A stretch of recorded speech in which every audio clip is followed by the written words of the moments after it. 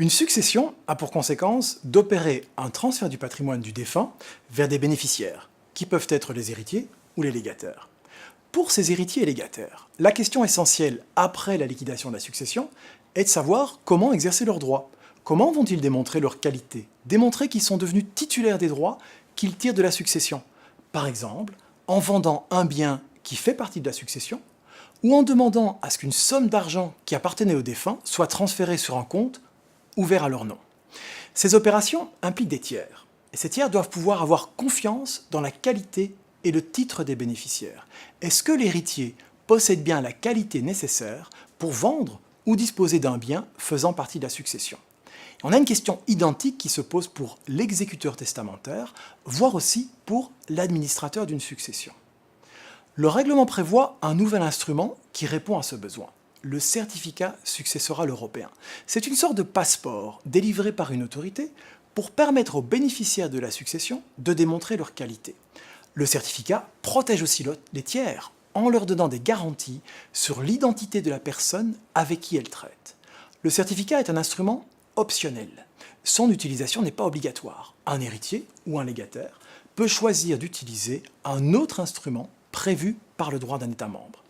Chaque État membre est maître du jeu et peut déterminer quelle autorité est compétente pour délivrer le certificat européen. Et lorsqu'il est délivré, ce certificat peut être utilisé dans tous les États membres sans devoir passer par une procédure particulière pour démontrer la qualité d'héritier ou de légataire et ainsi protéger les tiers qui sont en relation avec ces personnes.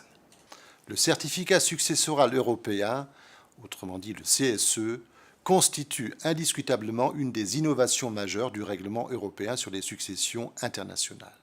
Il s'agit d'un instrument autonome d'établissement de la preuve des qualités des héritiers et autres personnes intéressées par la succession qui a vocation à s'appliquer aux successions présentant un caractère international.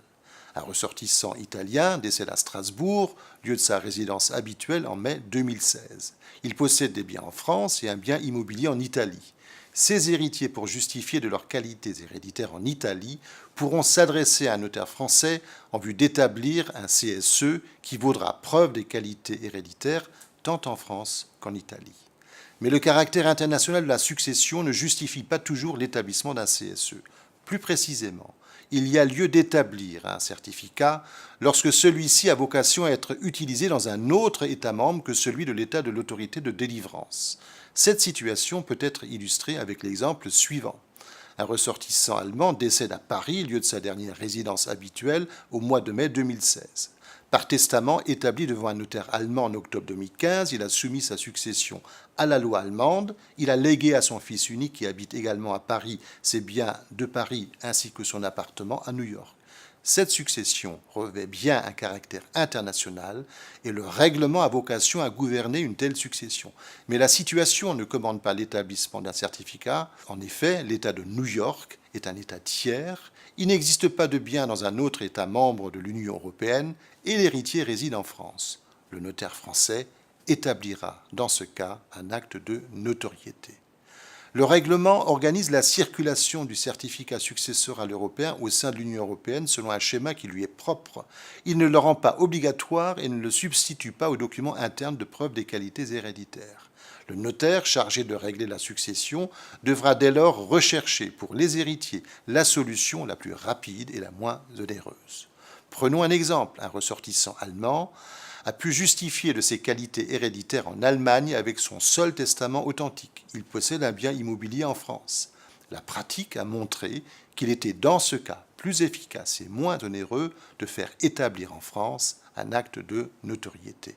Un mot enfin sur la procédure d'établissement d'un CSE. Le notaire, lorsqu'il aura été désigné comme autorité compétente, devra prendre l'habitude de procéder à la vérification de sa compétence. Celle-ci a été alignée sur les règles de compétence juridictionnelle.